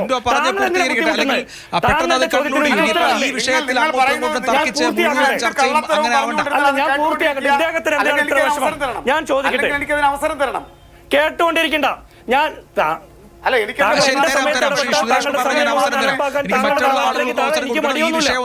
എനിക്ക് മടിയൊന്നുമില്ല. അതുകൊണ്ട് ഇടപെടരുത്. എനിക്ക് ഒരു പോയിന്റ് പറഞ്ഞ് പൂർത്തിയാക്കാൻ അവസരം തന്നെ സുരേഷ് കുമാറിനോട് അഭ്യർത്ഥനയാണ്. അല്ലെങ്കിൽ ഇനി നമുക്ക് സംസാരിക്കാൻ പ്രയാസം ഉണ്ടാവില്ലേ?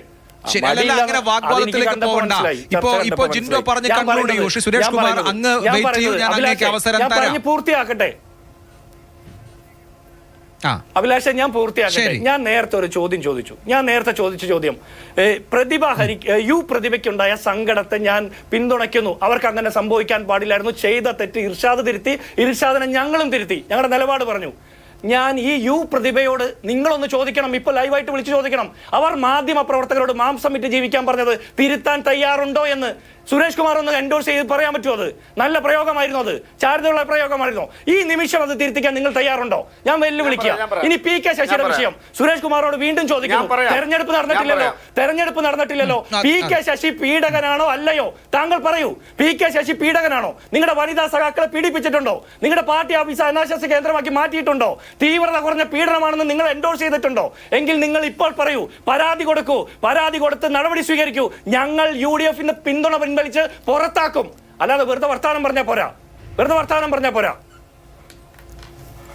ശരി, നമുക്ക് ആ ഡിബേറ്റ് അവിടെ അവസാനിപ്പിക്കാം. അടുത്ത റൗണ്ടിൽ ഇതേ വിഷയങ്ങൾക്കൊക്കെ മറുപടി പറയാൻ അവസരം തരാം. ടെലിഫോണിൽ കിട്ടിയാൽ കണക്ട് ചെയ്താൽ ആ വിഷയം ചോദിക്കുകയും പറഞ്ഞിട്ടുണ്ട്. അതിന് മറുപടി പറയാൻ എനിക്ക് അവസരം തരണം. അല്ലല്ല, അത് അവിടെ ഇങ്ങനെ ഇരുട്ട് നിർത്തിയിട്ട് പോകാൻ കഴിയില്ല.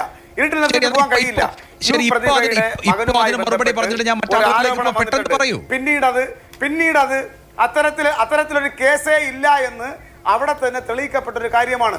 അന്ന് ആ മനോവിഷമത്തിലാണ് പ്രതിഭ അവിടെ ഒരു മറുപടി പറഞ്ഞത്. ഞാനൊരു കാര്യം ചോദിക്കട്ടെ, നിങ്ങളുടെ മറ്റൊരു സ്ഥാനാർത്ഥി PK ഫിറോസിന്റെ സഹോദരനെ മയക്കുമരുന്നുമായി പിടിച്ചു.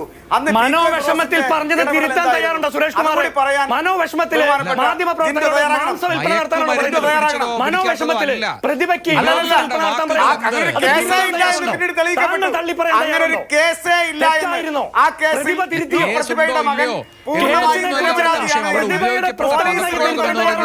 നമ്മൾ നേരത്തെ പറഞ്ഞതുപോലെ അങ്ങേയറ്റം മോശമായ പദപ്രയോഗമാണ്. അതിനെ എൻഡോഴ്സ് ചെയ്യുന്നുണ്ടോ ഇല്ലയോ എന്നുള്ളതാണ് അവിടെ ഉയർന്ന ചോദ്യം. അതേ കാര്യമാണോ PK ഫിറോസിന്റെ സഹോദരന്റെ കാര്യത്തിൽ ഉണ്ടായിട്ടുള്ളത്? കേരളത്തിന്റെ മയക്കുമരുന്നുമായി ബന്ധപ്പെട്ട ആരെയൊക്കെ പിടികൂടിയിട്ടുണ്ട് പിടികൂടിയിട്ടില്ല എന്നുള്ളതല്ല അവിടെ ഉന്നയിക്കപ്പെട്ട വിഷയം. ശ്രീ സുരേഷ് കുമാർ, മയക്കുമരുന്നിന് അടിമയാണ്. മയക്കുമരുന്നുമായി ബന്ധപ്പെട്ട ചർച്ചയല്ല ഇത്. അവിടെ ഉന്നയിക്കപ്പെട്ട പ്രശ്നം, ആ വിഷയത്തിൽ അവർ ഉന്നയിച്ച അല്ലെങ്കിൽ അവർ പറഞ്ഞ ആ വാചകം തിരുത്താനോ പിൻവലിക്കാനോ ഇപ്പൊ തയ്യാറുണ്ടോ എന്നുള്ളത് മാത്രമാണ്. അല്ലാതെ ഇനിയിപ്പോ ആരൊക്കെ മയക്കുമരുന്ന് ഉപയോഗിച്ചിട്ടുണ്ട്, ഉപയോഗിച്ചിട്ടില്ല, പിടികൂടിയിട്ടുണ്ട്, പിടികൂടപ്പെട്ടിട്ടില്ല, അതല്ല ഇവിടുത്തെ ചർച്ചാ വിഷയം. ആ ചർച്ചയിലേക്ക് പോകുകയും വേണ്ട. അല്ല, അത്തരമൊരു കേസിൽ പൂർണ്ണമായും നിരപരാധിയാണ് എന്ന് പോലീസ് സമർപ്പിച്ച റിപ്പോർട്ടുണ്ട്. അതുപോലെയാണോ PK ഫിറോസിന്റെ കേസ്? അല്ലെങ്കിൽ മറ്റൊരു MLA, ഞാൻ പേര് പറയാത്തതാണ്, അതും ഒരു വനിതാ MLA ആണ്, നിരപരാധിയായി കഴിഞ്ഞ നാട്ടുകാരോട് മാംസ വിൽപ്പന നടത്താൻ പറയോ? നിരപരാധിയായിട്ടുള്ള മാധ്യമപ്രവർത്തകരോട് മാംസ വിൽപ്പന നടത്തി ജീവിക്കാൻ പറയോ? നാളെ സുരേഷ് കുമാറെ, അനാവശ്യമായ വാഗ്വാദമാണ്, അനാവശ്യമായ വാഗ്വാദമാണ്, അനാവശ്യമായ വാഗ്വാദമാണ്, അനാവശ്യമായ വാഗ്വാദമാണ്. ഇത് വളരെ വളരെ അനാവശ്യമായ വാഗ്വാദമാണ്. ഈ വിഷയത്തിന്റെ ക്രക്സ് അതല്ല. ഏതൊക്കെ രാഷ്ട്രീയ പ്രവർത്തകരുടെ ബന്ധുക്കൾ മയക്കുമരുന്ന് കേസിൽ പിടിക്കപ്പെട്ടിട്ടുണ്ട് എന്നുള്ളതല്ല ഇവിടുത്തെ വിഷയം. ആ വിഷയവുമായി ബന്ധപ്പെട്ട് ഉപയോഗിച്ച ഒരു വാചകം തിരുത്താൻ തയ്യാറുണ്ടോ എന്നിവിടെ ചോദ്യം വന്നു. തിരുത്താൻ തയ്യാറുണ്ടെങ്കിൽ ഉണ്ട്, ഇല്ലെങ്കിൽ ഇല്ല, അത്രേ ഉള്ളൂ.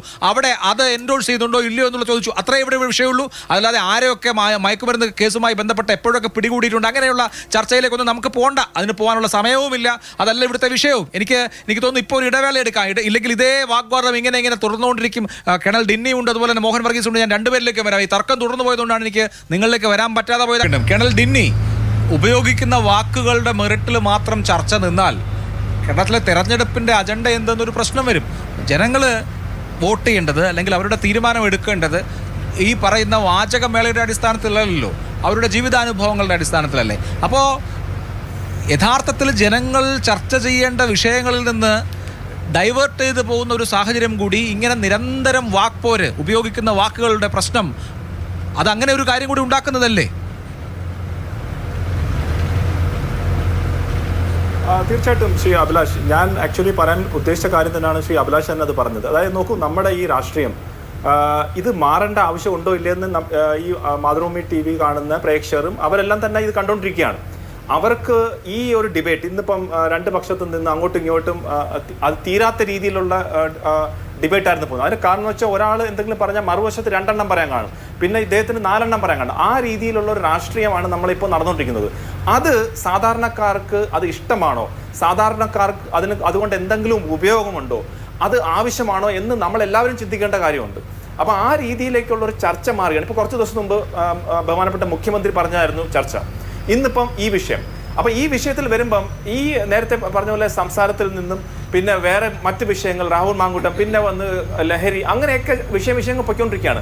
യഥാർത്ഥത്തിൽ നമ്മൾ ഇന്ന് എന്താണ് ഇപ്പോൾ ഈ ഒരു സ്ത്രീയെ സംബന്ധിച്ചോളം ഇങ്ങനെ ഒരു വിഷയം വന്നു. അതിന് പകരം നമ്മളിപ്പോൾ ഇന്ന് ചർച്ച ചെയ്യേണ്ടുള്ളത്, കോൺഗ്രസിന്റെ മാനിഫെസ്റ്റോയിൽ അവർ പറഞ്ഞു KSRTCയിൽ അവർ വന്നു കഴിഞ്ഞാൽ KSRTCയിൽ സ്ത്രീകൾക്ക് ഫ്രീ ആയിട്ട് യാത്ര ചെയ്യാം. അതെങ്ങനെയാണ് നടക്കുന്നതെന്നുള്ളതല്ല ചർച്ച ചെയ്യേണ്ടുള്ളത്. അതെങ്ങനെയാണ് അവരുടെ പ്ലാൻ എന്താണ്? അത് വെറും വാഗ്ദാനം മാത്രമാണ്. ആ പ്ലാനുകളെക്കുറിച്ചും ആ പദ്ധതികളെക്കുറിച്ചും ജനങ്ങളെ ഡയറക്റ്റായിട്ട് എഫക്ട് ചെയ്യുന്ന ആ കാര്യങ്ങളെക്കുറിച്ച് ആവണം നമ്മുടെ ചർച്ച. ഞാൻ അതാണ് വീണ്ടും പറയുന്നത്. ഈ ചർച്ച ഇതൊക്കെ ഒരു റിഫ്ലക്ഷനാണ്, നമ്മുടെ സ്റ്റാൻഡേർഡിൻ്റെ റിഫ്ലക്ഷനാണ്. ശ്രീ അഭിലാഷ്, ഒരു കാര്യം വളരെ വ്യക്തമാണ്. ഈ പണ്ടത്തെ കാലത്തെ നാടൻ ഭാഷ, നാട്ടുപ്രയോഗം, അല്ലെങ്കിൽ മണിയാശാന്റെ രീതി, അതൊന്നും ഇന്നത്തെ തലമുറയ്ക്കൊന്നും അതിന് ആവശ്യമില്ല. അവർ ഒരു ചെറിയൊരു കോൺസ്റ്റിറ്റ്യുവൻസിന് മാത്രം ഇഷ്ടപ്പെടുന്നതാണ്. എഡ്യൂക്കേറ്റഡ് ആയിട്ടുള്ള ആളുകൾ അല്ലെങ്കിൽ സാധാരണക്കാർ, വീട്ടുകാർ, അവർക്കൊന്നും ഇതൊന്നും താല്പര്യമില്ലാത്ത കാര്യമാണ്. ആരെന്ത് പറഞ്ഞു അങ്ങോട്ടും ഇങ്ങോട്ടും പറഞ്ഞുകൊണ്ടിരിക്കുക, അതൊന്നുമല്ല. അവരെ ഡയറക്റ്റായിട്ട് എഫക്ട് ഇന്ന് നമ്മളെ ഏറ്റവും കൂടുതൽ എഫക്ട് ചെയ്യുന്നത് നമ്മുടെ ഓരോ വീട്ടിലെ പാചകവാദ ഇതിനെക്കുറിച്ചും മറ്റു കാര്യങ്ങളെക്കുറിച്ചാണ്. അതെല്ലാം വിട്ട് ഇപ്പോൾ ഇങ്ങനെ ഒരു വിഷയം വരുമ്പം നേരെ മറിച്ച് ആ രീതിയിലേക്ക് ഒരു ചർച്ച കൊണ്ടുപോകുന്നത് നമ്മളെ സംബന്ധിച്ചോളം രാഷ്ട്രീയപരമായിട്ടുള്ള നമ്മളെ ഡീജനറേഷനാണ്. അത് പറയാതിരിക്കാൻ പറ്റത്തില്ല. നമുക്ക് ഈ രണ്ടുപേരും ഇപ്പോൾ ഡോക്ടർ ജിൻഡോന്റെ ചില നിലപാടുകൾ ഇപ്പോൾ രാഹുൽ മാങ്കൂട്ടത്തിന്റെ കാര്യത്തിൽ അദ്ദേഹം വളരെ ശക്തമായിട്ട് നിലപാടെടുത്തൊരു വ്യക്തിയാണ്. പക്ഷെ അതേ വ്യക്തി ഇന്ന് ശ്രീമതി പ്രതിഭയുടെ പഴയ ഒരു സ്റ്റേറ്റ്മെന്റ്, ഞാൻ പറയുന്ന ആ സ്റ്റേറ്റ്മെന്റ് ശരിയാണോ തെറ്റാണോ അത് അവർ പറയട്ടെ, അത് കുഴപ്പമില്ല. പക്ഷെ ഇന്ന് അവരെ എഗെയിൻസ്റ്റ് ആയിട്ട് ഒരു സ്റ്റേറ്റ്മെന്റ് വരുമ്പം നമ്മൾ അതിനെ ഇന്നും എടുത്ത് സംസാരിക്കുമ്പോൾ അവരുടെ ക്യാരക്ടറിനെ ചോദ്യം ചെയ്യുന്ന രീതിയിലല്ലേ. അപ്പം ഡബിൾ സ്റ്റാൻഡേർഡ്സ് അവിടെ വരുന്നില്ലേ? അത് മറുവശത്ത് ചീഫ് മിനിസ്റ്റർ, നമ്മുടെ മുഖ്യം എന്ന് പറഞ്ഞാൽ നമ്മുടെ സ്റ്റേറ്റിന്റെ നമ്പർ 1 ആളാണ്. അദ്ദേഹമാണ് ഡിക്റ്റേറ്റ് ചെയ്യുന്നത് നമ്മളെ ആളുകൾ എങ്ങനെയാണ്, എന്തൊക്കെ രീതി അദ്ദേഹത്തിനെ കണ്ടാണ് അല്ലെങ്കിൽ രാഷ്ട്രീയം വരുന്നത്. അദ്ദേഹം നിരന്തരമായിട്ട് ഇതുപോലത്തെ പ്രയോഗം ചെയ്യുമ്പം താഴെയുള്ള ആളുകൾക്കും ഇതേപോലെ തോന്നും. അപ്പോൾ ആ രീതിയിലുള്ള ഒരു ചർച്ച മാറും. അപ്പം ഞാൻ പറയുന്നത് വെച്ചാൽ രാഷ്ട്രീയക്കാരായിട്ട് നമ്മളെല്ലാവരും അക്രോസ് ദി ബോർഡ്, ഏത് പാർട്ടിയായാലും ശരി, ഒരു പാർട്ടിയിലും മാത്രമായിട്ടല്ല, ഞാനിതിനെ നമ്മളെ രാഷ്ട്രീയ കൾച്ചർ മാറണം എന്നുള്ളൊരു എന്താ പറഞ്ഞ ഒരു പ്രപ്പോസലാണ് ഈ ഒരു രീതിയിലേക്കെങ്കിലും മാറണമെന്ന്. അതായത് ഈ ചർച്ചകൾ യൂസ്ലെസ് ആണ്. ഈ ചർച്ചകൾ നമുക്ക് ഒരു പ്രയോജനമില്ല. ഈ ചർച്ചകൾ കൊണ്ട് നാട്ടുകാർക്ക് ഒരു പ്രയോജനമില്ല. നമ്മൾ ചെയ്യേണ്ട കാര്യങ്ങൾ, ഐഡിയാസ് മറ്റു കാര്യങ്ങളിലേക്ക് മാത്രം ആ രീതിയിലേക്ക് കൂടുതൽ, എനിക്കറിയാം എല്ലാ ചർച്ചകളും ഇത് പറ്റത്തില്ല എന്ന് എനിക്കറിയാം, ചില ചർച്ചകൾ ഇങ്ങനെ പോകും. പക്ഷേ നമ്മളിപ്പോൾ കണ്ടുകൊണ്ടിരിക്കുന്നത് കൂടുതലും ഈ ഇലക്ഷനിൽ ഇതേപോലെ കാര്യത്തിലേക്ക് മാത്രം ചർച്ചകൾ പോകുന്നുണ്ടോ എന്നുള്ള വലിയൊരു ഡൗട്ടുണ്ട്. അത് വരും ദിവസങ്ങളിൽ അതേപോലെ തന്നെ റിഫ്ലക്ഷനും വരും, അതിന്റെ ഗവർണൻസിന്റെ റിഫ്ലക്ഷൻ വരും. അപ്പൊ മറ്റു കാര്യങ്ങളിലേക്ക് കൂടി ചർച്ച കൊണ്ടുപോകാൻ എല്ലാ രാഷ്ട്രീയ പാർട്ടിക്കാർക്കും ഒരു മാറ്റത്തിന് വേണ്ടി അങ്ങനെ ശ്രമിക്കണം. അല്ലെങ്കിൽ കേരളത്തിലെ രാഷ്ട്രീയം 60 വർഷം മുമ്പ് എങ്ങനെയായിരുന്നോ അതേ രീതി തന്നെ കണ്ടിന്യൂ ചെയ്യുന്നു മാത്രമേ നമുക്ക് പറയാൻ സാധിക്കൂ. ശരി, അവിടെ ഡോക്ടർ മോഹൻ വർഗീസ്, എനിക്ക് തോന്നുന്നു ഇനി 2 ആഴ്ച സമയമുള്ളൂ. മാനിഫെസ്റ്റോ, പ്രകടന പത്രിക ഒട്ടും ചർച്ച ചെയ്യപ്പെടാതെ പോകുന്ന ഒരു തെരഞ്ഞെടുപ്പായി ഈ തെരഞ്ഞെടുപ്പ് മാറുകയാണോ? സാധാരണ നിലയിൽ നയവും പരിപാടിയും കൂടി ജനങ്ങൾ ചർച്ച ചെയ്ത് അല്ലെങ്കിൽ ജനങ്ങൾക്ക് മുമ്പിൽ വെച്ച് അതിനെക്കുറിച്ചൊരു ചർച്ചയുണ്ടായിട്ട് അതെത്രമാത്രം വലിയ വിഷയമാണോ അല്ലയോ എന്നുള്ളതല്ല, അതാണൊരു പൊതുരീതിയായി സ്വീകരിക്കാറ്. ഇത്തവണ അതുപോലും ഉണ്ടാവുന്നില്ല എന്നുള്ളത് അത്ഭുതകരമാണോ? ശ്രീ അഭിലാഷ്, എന്താണോ യഥാർത്ഥത്തിൽ ചർച്ച ചെയ്യേണ്ടത് അതൊഴികെ ഉപരിപ്ലവമായ കാര്യങ്ങളെല്ലാം ചർച്ചയ്ക്ക് വിഷയഭവിക്കുന്ന ഒരു രീതിയാണ് ഇപ്പോൾ കാണുന്നത്. ഒന്ന്, പ്രകടന പത്രികയിൽ UDF-നും LDF-നും NDA-ക്കും പറയാനുള്ളത് എന്ത്, അത് ജനസമക്ഷം അവതരിപ്പിക്കുക, അതേക്കുറിച്ച് ഡിബേറ്റ് ചെയ്യുക, ഇതാണ് പ്രാഥമികമായി വേണ്ടത്. 2, അടിസ്ഥാനപരമായ ചില വിഷയങ്ങൾ, ചില രാഷ്ട്രീയങ്ങൾ പറയാം. തിരഞ്ഞെടുപ്പ് സമയത്താണ് കൃത്യമായ രാഷ്ട്രീയം പറയാനുള്ള നിലപാടുകൾ പറയാനുള്ള ഒരു സമയമാണ്. അത് പറയുന്നതിന് യാതൊരു കുഴപ്പമില്ല. ഇനി രാഷ്ട്രീയ സദാചാരമില്ലാത്ത പ്രവൃത്തികൾ, അത് വീൺവാക്കുകളെക്കുറിച്ചല്ല, ഒരുപക്ഷെ ഒരു കക്ഷിയിൽ നിൽക്കുന്ന ഒരാൾ സ്ഥാനമാനങ്ങൾക്ക് വേണ്ടി മറുകക്ഷിയിലേക്ക് ചേരുന്നു, അല്ലെങ്കിൽ വേറിട്ട നിലപാടെടുക്കുന്നു, അവരെ സ്വീകരിക്കുന്നു, അതിനകത്ത് എത്രത്തോളം രാഷ്ട്രീയ സദാചാരമുണ്ട്, അങ്ങനെയൊരു വിഷയങ്ങൾ ഒരുപക്ഷെ വേണമെങ്കിൽ ചർച്ചയ്ക്ക് വിഷയം ഭവിക്കുന്നതിൽ തരക്കേടില്ല. തീർച്ചയായും ജനങ്ങളെ ബാധിക്കുന്ന ഇതൊന്നുമല്ല. അടിസ്ഥാന സൗകര്യ വികസനം, ആരോഗ്യം, വിദ്യാഭ്യാസം, അതുപോലെ തൊഴിലില്ലായ്മ, പിന്നെ വിലക്കയറ്റം, ഇതെല്ലാം ഗ്യാസ് കിട്ടുന്നുണ്ടോ, ഇതൊക്കെയാണ് ദൈനംദിന വിഷയങ്ങൾ. ഒരു ഗവൺമെൻറ്റിൽ നിന്നും ജനം എന്താണ് ആഗ്രഹിക്കുന്നത്? ജനങ്ങളുടെ ജീവനും സ്വത്തിനും ഉറപ്പ് നിൽക്കണം, അതാണ് ക്രമസമാധാനം. അതുപോലെ അവരുടെ ജീവിത ഉപാധികൾ ഉണ്ടാവണം, സ്വച്ഛന്തമായ ജീവിതം ഉണ്ടാകണം, അഴിമതിരഹിതമായൊരു ഭരണം ഉണ്ടാകണം. ഇങ്ങനെയൊക്കെയുള്ള മിനിമം കാര്യങ്ങൾ, ഇതൊക്കെ അട്ടത്ത് വെച്ചതിന് ശേഷം തീർത്തും നോൺ ഇഷ്യൂസ് അല്ലെങ്കിൽ വൈകാരികമായ വിഷയങ്ങൾ ഇതെല്ലാം ചർച്ച ചെയ്യുന്നത് ഒരു തരം ഒളിച്ചോട്ടമാണ്. യഥാർത്ഥ വിഷയങ്ങൾ ഡീല് ചെയ്യുന്നതിൽ നിന്നുള്ള ഒളിച്ചോട്ടമാണ്, എളുപ്പ വഴിയാണ്. അതുകൊണ്ട് വൈകാരികമായി തീർച്ചയായും നമ്മൾ ചാനൽ ചർച്ചയിലെ വിലയേറിയ സമയം ചിലപ്പോൾ ചില പ്രയോഗങ്ങളുടെ പിന്നാലെ, അല്ലെങ്കിൽ ചില രീതികളുടെ പിന്നാലെ, അല്ലെങ്കിൽ വ്യക്തിത്വങ്ങളുടെ പിന്നാലെ, അല്ലെങ്കിൽ ചില പരാമർശങ്ങളുടെ പിന്നാലെ ഒക്കെ പോകുമ്പോൾ യഥാർത്ഥത്തിൽ കാതലായ വിഷയങ്ങൾ കേരള സമൂഹം ചർച്ച ചെയ്യുന്നില്ല. ഇനി കേവലം ഒരു അരമാസം പോലും ഇല്ല തെരഞ്ഞെടുപ്പ്, ഒരു 14 ദിവസമാണ് ഇനി തെരഞ്ഞെടുപ്പിന്. ഈ 14 ദിവസത്തിനുള്ളിൽ ഓടിയെത്താൻ പറ്റുന്ന വിഷയങ്ങളല്ല. അതുകൊണ്ടാണ് രാഷ്ട്രീയ കക്ഷികൾ പുനർവിചിന്തനം നടത്തേണ്ട ഒരു കാര്യമാണ്. നോക്കൂ, UDF-ൻ്റെയും LDF-ൻ്റെയും പ്രകടന പത്രികയെല്ലാം വരികയാണ്. UDF ആണെങ്കിൽ 5 പോയിന്റുകൾ, നേരത്തെ ന്യായ പദ്ധതി എന്ന് പറയുന്നു, രാഹുൽ ഗാന്ധി കഴിഞ്ഞ 2 ആഴ്ച മുൻപ് വന്ന് പ്രഖ്യാപിച്ച 5 പദ്ധതികളുണ്ട്. അത് എത്രത്തോളം നടപ്പാക്കുന്നതാണ്, അതിനെക്കുറിച്ച് വളരെ ഷാർപ്പായി ക്രിട്ടിക്കലായി ഇടതുപക്ഷം പറയണം, BJP പറയണം, കോൺഗ്രസ് അതിനെ ന്യായീകരിക്കണം. അവിടെയാണ് അതിൻ്റെ ഒരു പ്രതിപക്ഷത്തിൻ്റെ ധർമ്മം. അതേപോലെ തന്നെ ഗവൺമെൻറ്റിൻ്റെ 5 വർഷത്തെ 10 വർഷത്തെ നടപടികൾ വിലയിരുത്താൻ കിട്ടുന്ന ഒന്നാന്തര സമയമാണ്. PR വർക്കിന് വേണ്ടി ഏറെ സമയം ചെലവഴിച്ച് ശരിയാണ്, പക്ഷേ PR വർക്കല്ല യഥാർത്ഥ പ്രചരണം. വീട് വീടാന്തരമുള്ള പ്രചരണം, അല്ലാതെയുള്ള പ്രചരണം, കോർണർ മീറ്റിംഗ്, അവിടെയെല്ലാം ഈ നോൺ ഇഷ്യൂസും മൂന്നാം കക്ഷി പ്രയോഗങ്ങളും മാറ്റിവെച്ചതിന് ശേഷം ഫണ്ടമെന്റൽ വിഷയത്തിലേക്ക് വരാനുള്ള സമയമായി എന്ന് തന്നെയാണ് എൻ്റെ ചിന്ത. വളരെ വളരെ പ്രധാനപ്പെട്ട നിരീക്ഷണമാണ് അത് എന്ന് എനിക്ക് തോന്നുന്നു. ശ്രീ സുരേഷ് കുമാർ, ഞാൻ താങ്കൾക്ക് സമയം തരാം എന്ന് പറഞ്ഞിരുന്നു. കേവല വാഗ്വാദങ്ങൾക്കപ്പുറത്ത് അർത്ഥപൂർണമായ ചർച്ചകൾ കേരളം അർഹിക്കുന്നില്ലേ? ഇപ്പോൾ ഇന്ന് ഇങ്ങനൊരു സംഭവം ഉണ്ടായി, UDF അക്കാര്യത്തിൽ മാപ്പ് പറഞ്ഞു, ആ ബന്ധപ്പെട്ട വ്യക്തിയെ മണ്ഡലം കമ്മിറ്റിയുടെ ഉത്തരവാദപ്പെട്ട സ്ഥാനത്ത് നിന്ന് നീക്കി, അതവിടെ അവസാനിപ്പിക്കാവുന്നതാണല്ലോ. അപ്പോൾ ഇനി ഈ പറയുന്ന വാമൊഴി വഴക്കത്തിനപ്പുറത്ത് ജനങ്ങളുടെ മുമ്പിൽ ഇഷ്യൂസ് വെച്ച് അത് ഡിബേറ്റ് ചെയ്യാനുള്ള 15 ദിവസം എന്ന നിലയിൽ മുന്നോട്ട് പോയിക്കൂടെ? അല്ല, തീർച്ചയായും അങ്ങനെ തന്നെ മുന്നോട്ട് പോകണം എന്നുള്ളതാണ് വ്യക്തിപരമായും ഇടതുപക്ഷ ജനാധിപത്യ മുന്നണിയുടെയും അഭിപ്രായം. നിങ്ങൾ നോക്കൂ, സിവിൽ സപ്ലൈസ് അഴിമതിയായിരുന്നു കോൺഗ്രസ് നാട് ഭരിക്കുന്ന സന്ദർഭത്തിൽ, +2വിൻ്റെ കാര്യത്തിൽ അഴിമതിയായിരുന്നു. ഇതൊക്കെ ഒരു ഭരണമുണ്ടായിരുന്ന സന്ദർഭത്തിൽ UDFും കോൺഗ്രസും എങ്ങനെയാണ് ഈ നാടിനെ നയിച്ചത് എന്നതിൻ്റെ ഏറ്റവും മികച്ച, ഞാൻ അവരെ വ്യക്തിപരമായി അധിക്ഷേപിക്കാനില്ല, ഏറ്റവും മികച്ച ഉദാഹരണമാണ് പൊതുമരാമത്തിൽ. ഇപ്പോൾ നമ്മുടെ പാലാരിവട്ടം പാലമടക്കമുള്ള കാര്യങ്ങൾ നമ്മുടെ കൺമുന്നിലുണ്ട്. കൺസ്യൂമർ ഫെഡിൻ്റെ കാര്യത്തിൽ അഴിമതിയായിരുന്നു, ബാർക്കോഴയുടെ കാര്യത്തിൽ അഴിമതിയായിരുന്നു, പാഠപുസ്തകത്തിൻ്റെ കാര്യത്തിൽ അഴിമതിയായിരുന്നു. ഓണപ്പരീക്ഷ എത്തിയിട്ട് പാഠപുസ്തകം വിദ്യാർത്ഥികൾക്ക് കൊടുക്കാൻ കഴിഞ്ഞിട്ടില്ലാത്തൊരു കാലഘട്ടമായിരുന്നു. എന്നാൽ കേരളത്തിൽ ഈ കഴിഞ്ഞ 10 വർഷക്കാലം ബഹുമുഖമായിട്ടുള്ള വൻകിട പദ്ധതികൾക്കും അതുപോലെ തന്നെ ക്ഷേമ പദ്ധതികൾക്കും സമന്വയിപ്പിച്ചുകൊണ്ടുള്ളൊരു വികസന പ്രവർത്തനം ശാസ്ത്രീയമായി നടപ്പിലാക്കിയതിൻ്റെ പശ്ചാത്തലത്തിലാണ് ഇടതുപക്ഷ ജനാധിപത്യ മുന്നണി വോട്ട് ചോദിക്കുന്നത്. അതിപ്പോൾ ദേശീയപാതയുടെ വികസനമായിരുന്നാലും ശരി, വിഴിഞ്ഞം തുറമുഖം യാഥാർത്ഥ്യമാക്കിയതായിരുന്നാലും ശരി, ഗെയിൽ പൈപ്പ് ലൈൻ യാഥാർത്ഥ്യമാക്കിയതായിരുന്നാലും ശരി, അങ്ങനെ ഒട്ടനവധി, ഇന്ത്യയിൽ തന്നെ ആദ്യമായി ഒരു വാട്ടർ മെട്രോ സ്ഥാപിച്ചത് കേരളത്തിലാണ്. ഇങ്ങനെ നിരവധി, പെൻഷൻ്റെ കാര്യത്തിലായിരുന്നാലും ശരി, എല്ലാ കാര്യങ്ങളും വളരെ കൃത്യതയോടുകൂടി ഗ്രഹപാഠം ചെയ്ത് കേരളത്തിലെ ഇടതുപക്ഷ ജനാധിപത്യ മുന്നണി ഗവൺമെൻറ് മുന്നോട്ട് പോകുമ്പോൾ അത് ചർച്ച ചെയ്യരുത് എന്ന ബോധപൂർവമായിട്ടുള്ള ഇടപെടൽ നടത്തിക്കൊണ്ടിരിക്കുന്നത് ആരാണ്?